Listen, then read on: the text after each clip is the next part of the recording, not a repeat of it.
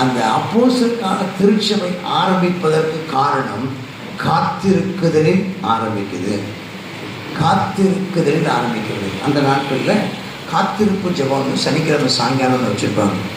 காத்திருப்பு ஜெபம், காத்திருப்பு ஜெபம். இந்த காத்திருப்பு ஜெபம் இன்னைக்கு நிறைய போயிடுச்சு. இன்னைக்கு காத்திருக்கும் அனுபவங்களை கர்த்தர் திரும்ப நம்முடைய திருச்சபைக்கு ஆண்டவர் தரணும். கரங்களை வீழ்த்தி தீர்மானம். ஆண்டவரே, காத்திருக்கும் அனுபவங்களை திரும்ப ஆண்டவரே சபைக்கு தாரணும். காத்திருக்கும் ஆண்டவரே ஒரு அனுபவங்கள் உங்களுடைய வாக்குத்தத்தம் நிறைவேறணும்னா நாங்கள் காத்திருக்க எதிர்பார்க்குறீங்க ஆண்டவரே. வாக்குத்தத்தம் நிறைவேற நாங்கள் காத்திருக்கிறோம் ஆண்டவரே.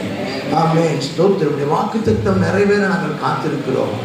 வாக்குத்தத்தம் நிறைவேற நாங்கள் காத்திருக்கிறோம். நித்திய ஜீவனை அளிப்பேன் என்பதை அவர் நமக்கு தந்திருக்கிற வாக்குத்தத்தம். ஹல்லேலூயா. நான் திரும்ப வந்து உன்னை சேர்த்துக் கொள்வேன் சொன்னது ஆண்டவரே உமக்கு ஸ்தோத்திரம். அது வாக்குத்தத்தம் ஆண்டவரே. நான் உங்களை நிரப்புவேன், அபிஷேகம் ஒரு எழுப்புதலை தருவேன் என்று சொன்னவர். எழுப்புதலுக்காய் காத்திருக்கிறோம். ஆமென். காத்திருந்தார்கள், காத்திருந்தார்கள். அடுத்து அவங்களை பற்றி இன்னொரு வார்த்தை வாசிக்கும் போது பார்த்தீங்கன்னா காத்திருந்தார்கள். அடுத்தது 2வது வருஷம் அப்போஸ்தலர் 1:8 இப்படி ஒரு வார்த்தை வாசிக்கிறோம். 1:8 அவன் சாட்சிகளாக இருப்பீர்கள்.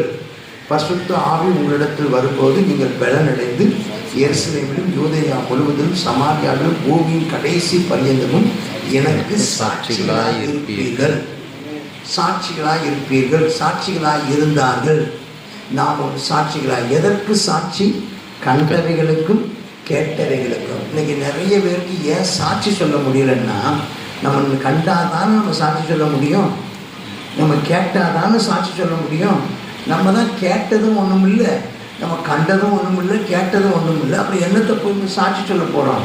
ஆகையினால நம்ம இப்போ என்ன ஜெபம் பண்ணோம்னா, ஆண்டவரே நாங்கள் கேட்கத்தக்கதாக எங்களுக்கு வார்த்தையை தாரும், நாங்கள் காணத்தக்கதாக அற்புதத்தை தாரும், அதை நாங்கள் சொல்லுவோம்.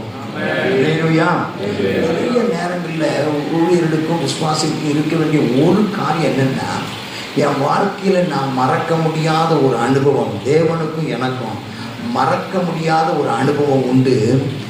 நான் என் வாழ்விலே மறுக்க முடியாத ஒரு அனுபவமும் உண்டு.